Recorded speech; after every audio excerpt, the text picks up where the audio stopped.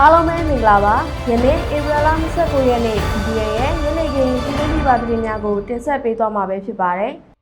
်ကပ္ပစ6စက်ရုံကနေညောင်ကျိုးဘက်ကိုစစ်ကောင်စီတပ်ကထိုးစစ်ဆင်ဖို့ကြိုးပမ်းနေတာကြောင့်လေးလာတောင်အနီးဝန်းကျင်နေရာတွေမှာတိုက်ပွဲပြင်းထန်နေတဲ့သတင်းကိုတင်ဆက်ပေးသွားမှာပဲ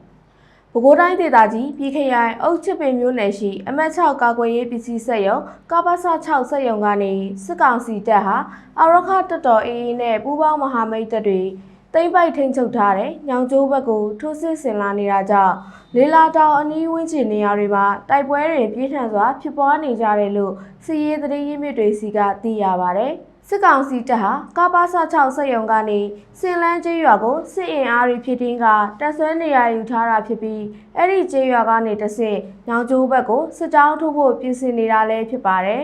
ပြီးခဲ့တဲ့ဧပြီလ25ရက်နေ့ကစတင်ကစစ်ကောင်စီတပ်ဟာအင်အား100ကျော်နဲ့စင်လန်းကျေးရွာကနေညောင်ကျိုးဘက်ကိုစစ်ကြောင်းထိုးလာခဲ့တာဖြစ်ပြီးလေးလာတောင်အနီးဝန်းကျင်ကိုရောက်တဲ့အချိန်မှာအာရခတပ်တော် AA ပူးပေါင်းတပ်တွေနဲ့တိုက်ပွဲတွေပြင်းထန်စွာဖြစ်ပွားနေကြတယ်လို့သိရပါတယ်။လက်ရှိ AA နဲ့ပူးပေါင်းတပ်တွေတိမ့်ပိုက်ထိန်းချုပ်ထားတဲ့တောင်ကုန်းဗရောင်းလမ်းပိုင်းကညောင်ကျိုးကျေးရွာဟာကပ္ပစ6စက်ရုံနဲ့ဆိုပါက10မိုင်ကျော်ကွာဝေးသလိုတိုက်ပွဲတွေဖြစ်ပွားနေတဲ့လေးလာတောင်ကျေးရွာနဲ့ဆိုပါကလည်း9မိုင်ခန့်ကွာဝေးတယ်လို့လည်းသိရပါတယ်။ဒါအပြင်စစ်ကောင်စီတပ်ဟာကပ္ပစ6စက်ရုံကိုမကွေးတိုင်းမင်းတုံမြို့ကနေပြီးတော့စစ်ရင်အားတွေဖြစ်တင်းနေကလက်ရှိတိုက်ပွဲဖြစ်ပွားနေတဲ့လေးလာတောင်အနီးဝန်းကျင်ကိုလည်းပို့ဆောင်မှုတွေရှိနေတယ်လို့လည်းသိရပါတယ်။အာရခတပ်တော် AA နဲ့ပူးပေါင်းမဟာမိတ်တပ် PDF တို့ဟာရခိုင်ရိုးမရှိဘက်ချမ်းကနေပဲခူးတိုင်းကိုပြီးခဲ့တဲ့ဇန်နဝါရီလအတွင်းမှာထိုးစစ်ဆင်တိုက်ခိုက်လာနေတာဖြစ်ပြီးတောင်ကုန်းဗရောင်းလမ်းပိုင်းရှိရခိုင်ရိုးမဘော်ကညောင်ကျိုးကျေးရွာနဲ့ကျေးရွာအနီးနားကကာကင်းစခန်းတွေကိုတိမ့်ပိုက်ထိန်းချုပ်ထားတာလည်းဖြစ်ပါတယ်။အာရခတပ်တော် AA နဲ့ပူးပေါင်းမဟာမိတ်တပ်တွေထိုးစစ်ဆင်တိုက်ခိုက်နေတဲ့ပဲခူးတိုင်းမှာကပ္ပစစက်ရုံ9ရုံရှိနေတာဖြစ်ပြီးပြည်မြို့နယ်မှာကပ္ပစ3ခွန်19စက်ရုံနဲ့အုတ်ရှိပင်မြို့နယ်မှာကပ္ပစ9 6 9 16စက်ရုံတို့တည်ရှိနေတာလည်းဖြစ်ပါတယ်။ကပ္ပစ6စက်ရုံဟာစစ်ကောင်စီတပ်ရဲ့စစ်လက်နက်ပစ္စည်းတွေအတွက်အဓိကကုန်ကျထုတ်ပေးနေတာဖြစ်ပြီးတခြားသောကပ္ပစစက်ရုံတွေအကုန်လုံးနဲ့လည်းဆက်ဆက်နေတာလည်းဖြစ်ပါတယ်။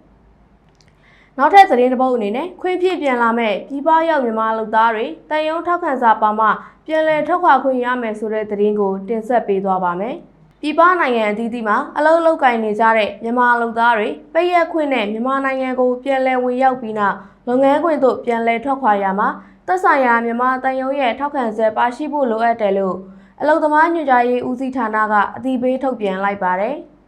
ခွင့်ပြန်အလုပ်သမားတွေအနေနဲ့မြန်မာနိုင်ငံသို့မလာရောက်မီမိမိအလုပ်လုပ်ကိုင်နေတဲ့နိုင်ငံအသီးသီးရှိမြန်မာတန်ယုံအဖွဲ့ရုံးဒါမှမဟုတ်ကောင်စစ်ဝင်ချုပ်ရုံးတွေကိုအလုပ်ရှင်ရဲ့ခွင့်စာကိုပြသ၍ထောက်ခံစာရယူရမှာဖြစ်ပါတယ်။မိမိရောက်ရှိနေတဲ့နိုင်ငံမှာမြန်မာတန်ယုံမရှိပါကအနည်းဆက်ဆုံးနိုင်ငံသို့မဟုတ်မြို့ရှိမြန်မာတန်ယုံသို့တွားရောက်လှုပ်ဆောင်ရမှာဖြစ်ပါတယ်။ဒါအပြင်လက်ရှိကန်ဆောင်ထားတဲ့ဝက်ပါမေဗီဇာနဲ့ခွင့်စာပါလုပ်ငန်းခွင်ဟာ OWIC ကတ်ရှိအချက်လက်တွေနဲ့မတူညီပါကမြန်မာနိုင်ငံသို့ပြန်ရောက်ချိန်မှာ OWIC ကတ်ကိုအသစ်ပြန်လည်လျှောက်ထားရမှာဖြစ်ပါတယ်။ဝင်ကြီးဌာနကသတ်မှတ်ထားတဲ့စနစ်တကျစုဆောင်းတာသင်တန်းတက်တာနဲ့စစ်စစ်ချင်းလုပ်ငန်းစဉ်တွေကိုရှောင်လဲဖို့အတွက်အလုပ်သမားအသစ်ချို့ကခွင့်ပြန်အလုပ်သမားအသွင်ဆောင်ကခွင့်စာအတုတွေနဲ့ထွက်ခွာဖို့ကြိုးစားမှုတွေရှိနေတာကိုတွေ့ရှိရတယ်လို့ဆိုပါတယ်။ဒါကြောင့်လူကုန်ကူးခံရမှုနဲ့တခြားအန္တရာယ်တွေကကာကွယ်ဖို့အခုလိုစနစ်တကျစစ်ဆေးရတာဖြစ်တယ်လို့ထုတ်ပြန်ချက်မှာဖော်ပြထားပါတယ်။ခွင့်လိမ်လဲတင်ပြတာသို့မဟုတ်အထောက်ထားအတုတွေနဲ့လျှောက်ထားခြင်းရှိပါကကာလသတ်မှတ်ချက်တစ်ခုနဲ့ပြည်ပထွက်ခွာခွင့်ပိတ်ပင်တာအမည်မဲစည်းရင် blacklist တို့ထည့်သွင်းတာခံရမှာဖြစ်ပါတယ်။ပြည်ပထွက်ခွာခွင့်လျှောက်ထားမှုကိုရုံးပိတ်ရက်မပါ9ရက်ကြိုတင်၍လျှောက်ထားရမှာဖြစ်ပြီးခွင့်ပြုချက်ရရှိသူတွေစာရင်းကို Safe Migration Telegram Channel မှာနေ့စဉ်ထုတ်ပြန်ပေးလျက်ရှိပါတယ်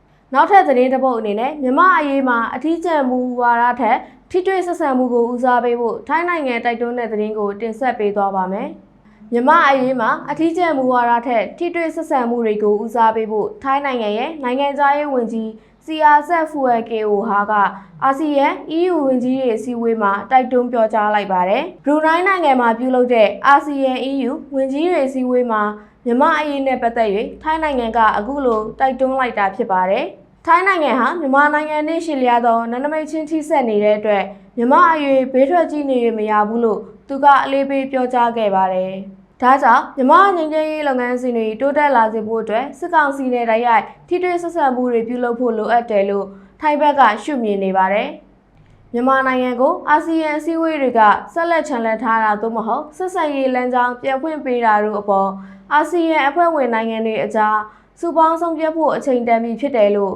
ထိုင်းနိုင်ငံသားရေးဝန်ကြီးကထောက်ပြခဲ့ပါတယ်။မြန်မာနိုင်ငံကိုအထီးကျန်အခြေအနေမှာဆက်လက်ထားရှိပါကဒေသတွင်းမှာနိုင်ငံတကာပထဝီနိုင်ငံရေးပြိုင်ဆိုင်မှုတွေပုံမပြင်းထန်လာနိုင်တယ်လို့ထိုင်းနိုင်ငံကသတိပေးခဲ့ပါတယ်။တကယ်လို့မြန်မာနိုင်ငံနဲ့ဆက်ဆံရေးပြန်လည်ထူထောင်နိုင်ပါကအာဆီယံရဲ့စီးလုံးညီညွတ်မှုကိုပြန်လည်တည်ဆောက်နိုင်မှာဖြစ်ပြီးဒေသတွင်းတည်ငြိမ်မှုကိုလည်းအထောက်အကူပြုမှာလို့ထိုင်းဘက်ကယုံကြည်နေပါတယ်။တန်တောင်ကြီးမြို့နယ်ရှိစကားဆစခန်းကို89မမအလုံးရေ20ကျော်နဲ့ဖြစ်ပြီးစစ်ကူလာတဲ့စစ်ကြောင်းတွေကိုလည်းမိုင်းဆွဲတိုက်ခိုက်တဲ့သတင်းကိုတင်ဆက်ပေးသွားပါမယ်။ကရင်ပြည်နယ်တန်တောင်ကြီးမြို့နယ်အတွင်းစစ်ကောင်စီရဲ့အထိုင်စခန်းတစ်ခုကိုတော်လှန်ရေးအင်အားစုတွေက89မမလက်နက်ကြီးဖြင့်အလုံးရေ20ကျော်ပစ်ခတ်ပြီးနောက်စစ်ကူလာတဲ့စစ်ကြောင်းတွေကိုလည်းမိုင်းဆွဲတိုက်ခိုက်ခဲ့တယ်လို့တာတီဝဲ UG တပ်ဖွဲ့ရဲ့ထုတ်ပြန်ချက်အရသိရပါတယ်။ပြီးခဲ့တဲ့ဖေဖော်ဝါရီလ16ရက်နေ့ညနေ4နာရီလောက်ကတန်တောင်ကြီးမြို့နယ်ဘောဂလီမော်ချီလန်48မိုင်ရှိစစ်ကောင်စီတပ်စခန်းကိုဗိုလ်မှူးချုပ်အဖွဲ့ NSA 31အဖွဲ့ BR21 Operation Flame OF အဖွဲ့တို့ပူးပေါင်းပြီး89မမလက်နက်တွေဖြင့်ပစ်ခတ်တိုက်ခိုက်ခဲ့တာကြောင့်ရန်သူ10ဦးထက်မနည်းထိခိုက်ဒဏ်ရာရခဲ့တယ်လို့သိရပါတယ်။အဲဒီနောက်ဖေဖော်ဝါရီလ18ရက်နေ့လယ်တနာရီခွဲလောက်မှာနောက်ထပ်အဆိုပါစခန်းကိုလာတဲ့စစ်ကူစစ်ကြောင်းတွေကိုမိုင်းဆွဲတိုက်ခိုက်ခဲ့တာကြောင့်စစ်တပ်ဘက်က9ဦးသေဆုံးပြီး9ဦးထိခိုက်ဒဏ်ရာရခဲ့ပြန်တယ်လို့လည်းဆိုပါတယ်။ဒါဒီမကပြီးခဲ့တဲ့မတ်လ28ရက်နေ့ကလည်းတောင်ငူခရိုင်ရဲတပ်ရင်း7ကို89မမ10လုံးတွဲထောက်ပြောင်းအတွဲလိုက်ပြစ်ခတ်ခဲ့ပြီးစခန်းတွင်ကြားရောက်ပွက်ခွဲကစကားစထိခိုက်ပျက်စီးမှုများခဲ့ကအင်တာနက်လိုင်းခက်ခဲကြောင်းအခုမှထုတ်ပြန်ကြေညာရခြင်းဖြစ်တယ်လို့တာတီဝဲ UG မှထုတ်ပြန်ထားပါတယ်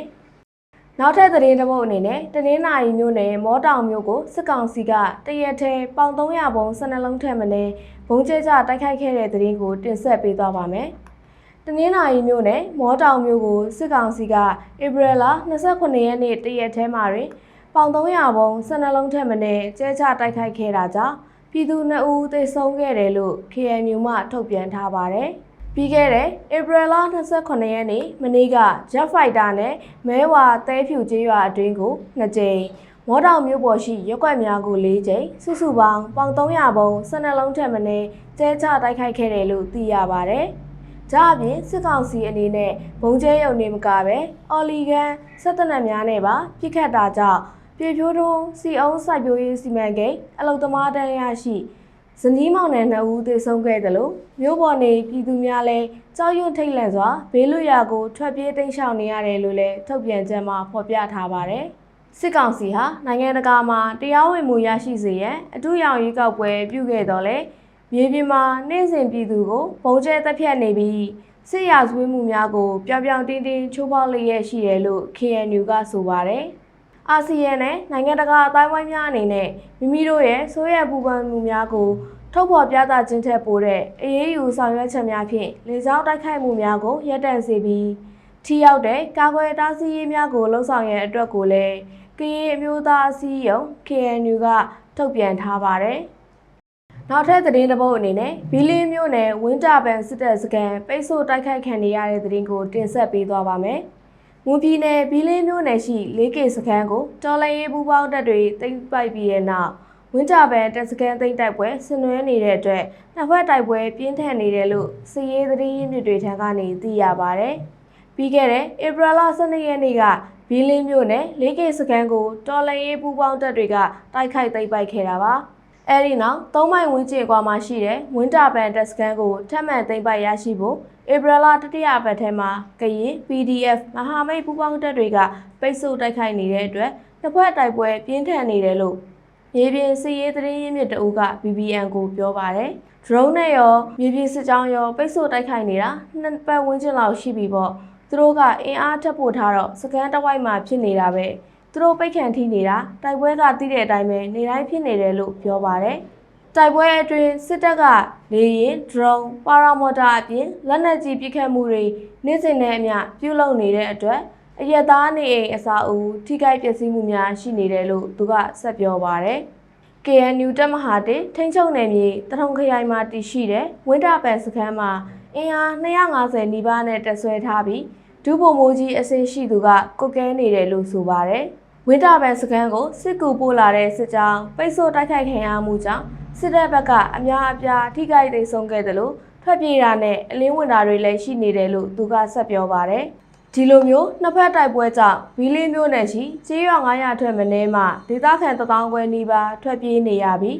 စားနပ်ရိက္ခာကူညီတွေလည်းလိုအပ်နေတယ်လို့ KNU ကထုတ်ပြန်ထားပါတယ်။လက်ရှိစစ်ကောင်စီတပ်ကတော်လှန်ရေးပူးပေါင်းတပ်တွေသိမ်းပိုက်ထားတဲ့ဒေကိစခန်းကိုပြန်ရဖို့စစ်ကြောင်းထိုးနေသလိုဝင်းတာပန်စခန်းမကြဖို့အပြင်းထန်ကာကွယ်နေရတဲ့အပြင်လေကြောင်းပစ်ခတ်မှုအပါအဝင်နှစ်ဖက်တိုက်ပွဲပြင်းထန်နေတဲ့အတွက်ရေရှည်စစ်ဆောင်ရမယ့်အခြေအနေဖြစ်တယ်လို့သူကဆက်ပြောပါတယ်။ယခုတင်ဆက်ပေးခဲ့တာကတော့ BBN ရဲ့ညနေခင်းပြည်တွင်းပြည်ပသတင်းများပဲဖြစ်ပါတယ်။ကျွန်မကတော့တိမ့်ပါ